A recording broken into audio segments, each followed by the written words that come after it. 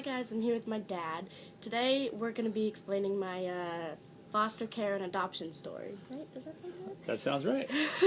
Okay, I might need your help. I'm not very good at this. Can you help me? I will help out wherever. Should I start?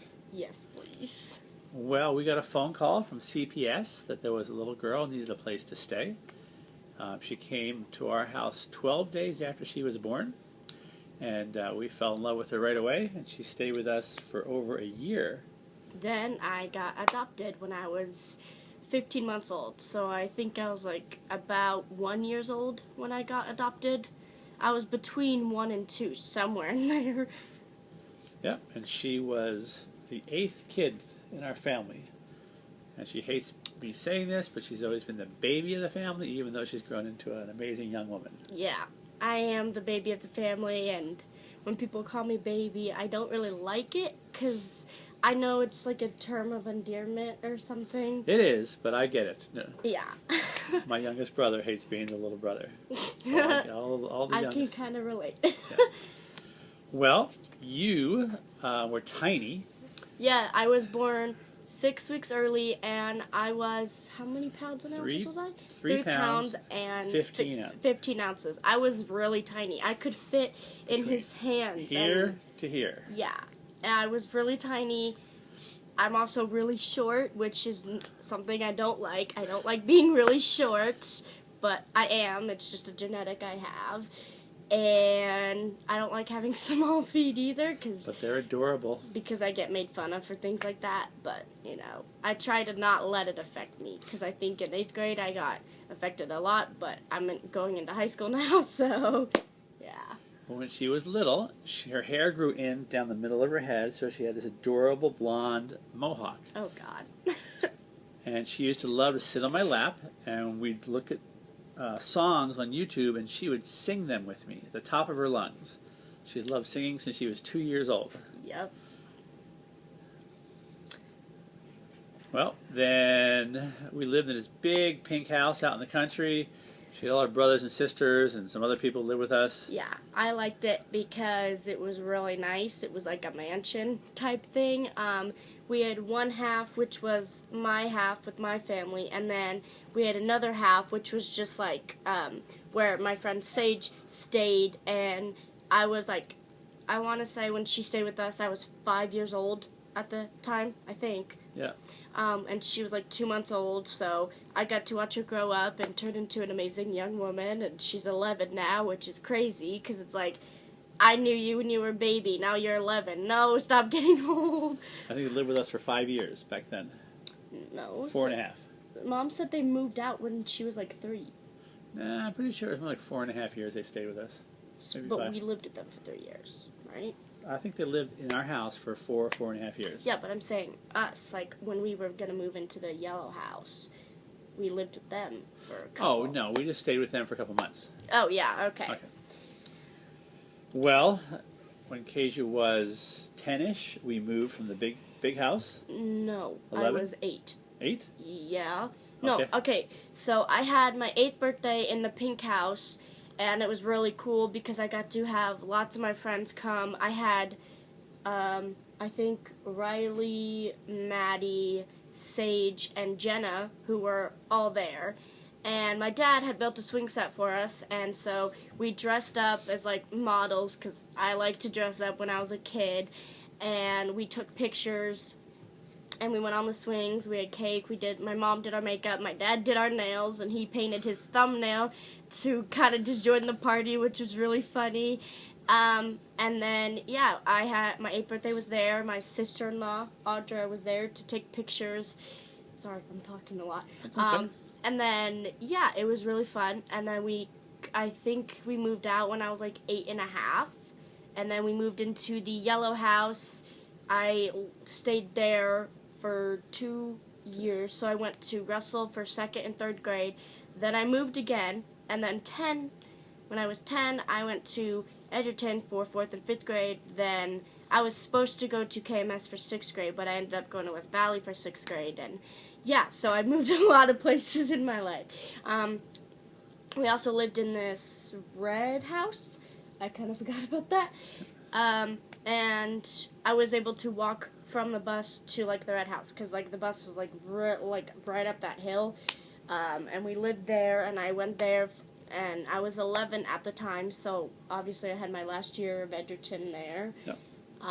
And the red house is where I met my birth father.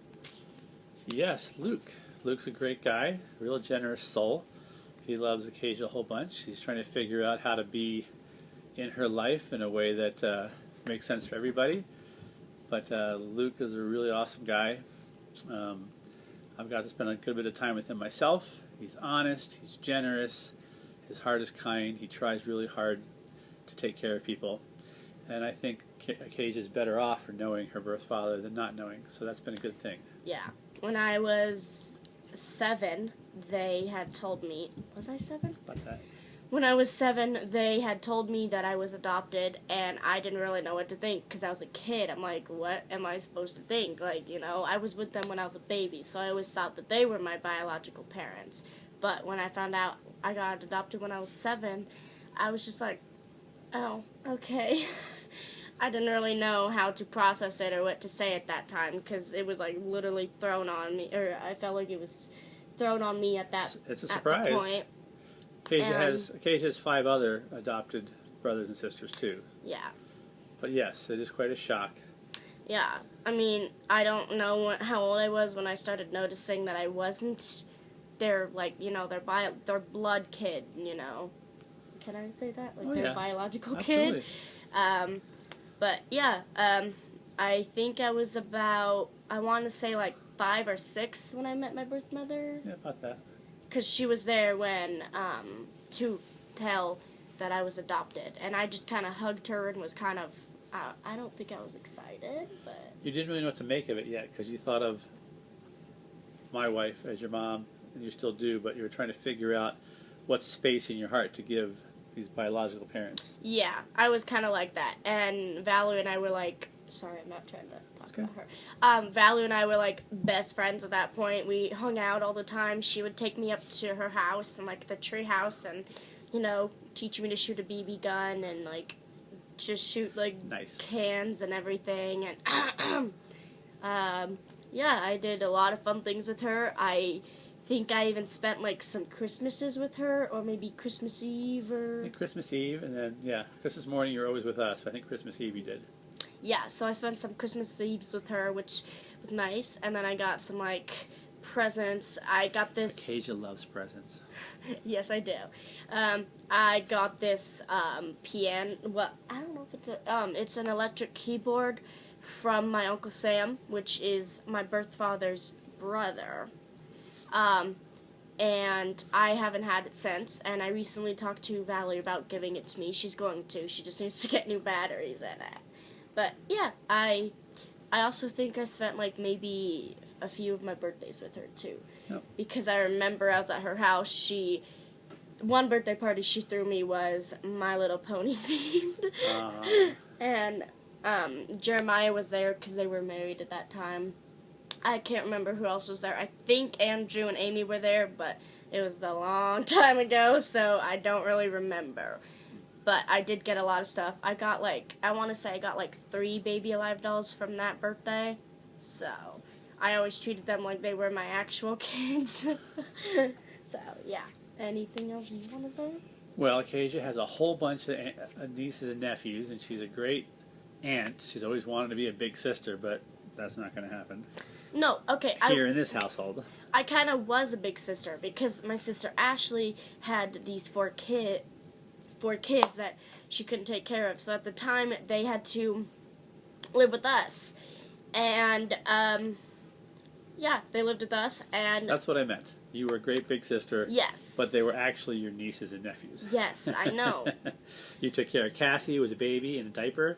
You took care of Aries, who was scared at night, and actually you snuggled him some nights. Bella and Aries stayed with me, so did Cassie. And wasn't Bella in the top bunk? No, I was in the top bunk. Right. Bella and Aries were in the bottom bunk. I'd Right, go in the bottom bunk to snuggle them. Yes. And then Cassie, he's always told me to not get Cassie out of the crib, but she wanted to, so she went like this. And as long as I could keep sleeping, if whatever Acacia did was okay with me. Yeah, so I kind of took care of them, it felt like, by myself at that point. Well, but it wasn't really. They were still in the house. They were just asleep. So I would kind of tell my dad what I was doing. So I'd take them, put them on the couch, let them watch TV, give them food. You did a great job of taking care of them. Yeah, it was kind of hard because I'm their aunt, and I was like taking care of them, and it wasn't really our job to do that. But we're just glad they found a home now. Yeah. So.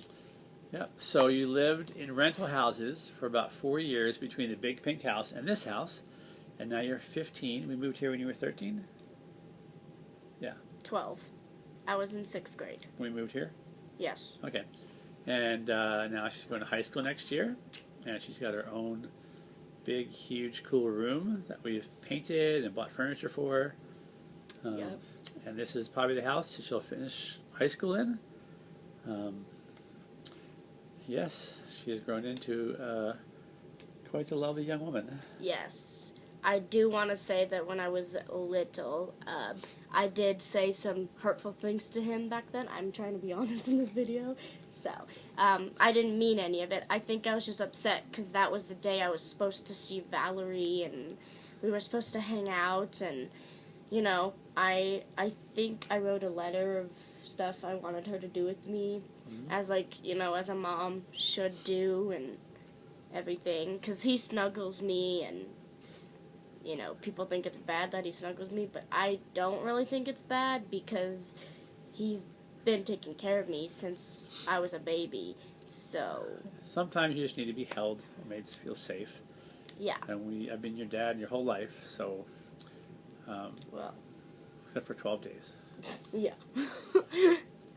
Yeah, when she was younger, I was her mother and I were the safe space that she would vent and express her anger, and that wasn't always fun, but we know it's painful and hard to process a birth mom and birth dad that didn't work out. But she has really processed a lot of her emotions in a healthy way. She's doing fantastic. Yeah. She's learned how to be angry or frustrated and confused or afraid and talk to us in a very mature way. And we're very pleased about that. We love her tons and tons and tons. Yeah. Yeah, I'm just not going to mention what I said when I was younger because I don't really want to do that. I don't want to bring up any memories of those. We don't need to have those. Yeah, you're right.